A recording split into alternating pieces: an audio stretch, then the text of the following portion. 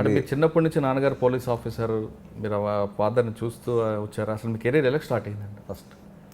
చిన్నప్పుడు ఎవరు అనుకోరు ఏం పోలీస్ అవుతారో ఆర్ ఐఏఎస్ ఆఫీసర్ అవుతారో ఐపీఎస్ అవుతారో, అది ఎవరు అనుకోరు. నార్మల్గా చదువుతారు. అండ్ ఇక్కడ ఉన్న అంటే మీ నాన్నగారిని చూసి పోలీస్ అవ్వాలని ఎప్పుడు అనుకోలేదు? చిన్నప్పుడు అలాగా కెరియర్గా ఇది మారాలని ఎప్పుడు అనుకోలేదు. నార్మల్గా చదువుకునే వాళ్ళం.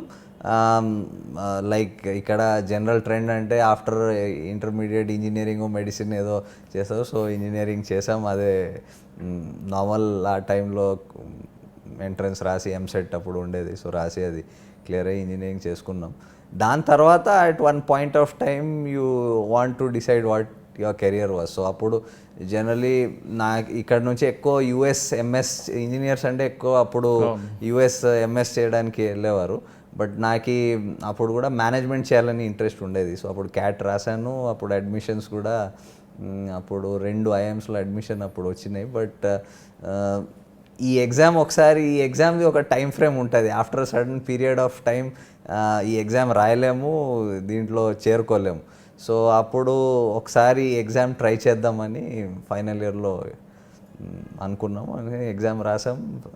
Thanks to luck and God's will we are there. అంటే మీరు ఫస్ట్ ఏపీ క్యాడర్కి వచ్చారు, ఛత్తీస్గఢ్ క్యాడర్?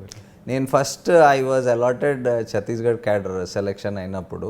బట్ ఆ cadre allocation was not correct అని దానికి మేము కోర్టులో ఛాలెంజ్ చేసాము. అది లాస్ట్కు సుప్రీంకోర్టులో ఫైనల్ అయినాక అప్పుడు ఏపీకి అలాట్ అయింది. అంటే ఫస్ట్ పోస్టింగ్ ఎక్కడ, అక్కడ ఏ విధంగా మీరు స్టార్ట్ చేశారు? ఛత్తీస్గఢ్లో I started as ASP Narayanpur.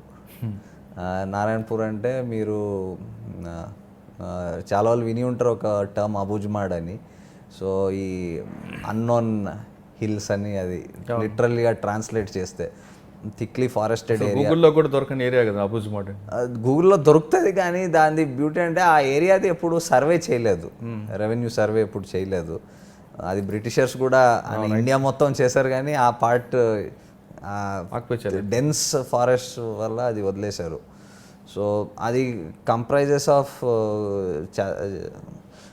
Chhattisgarh state, కొన్ని parts of Maharashtra, Gadchiroli district కూడా దాంట్లో వస్తుంది. కంప్లీట్ మావోయిస్ట్ ఎఫెక్టెడ్ ఏరియా కదా?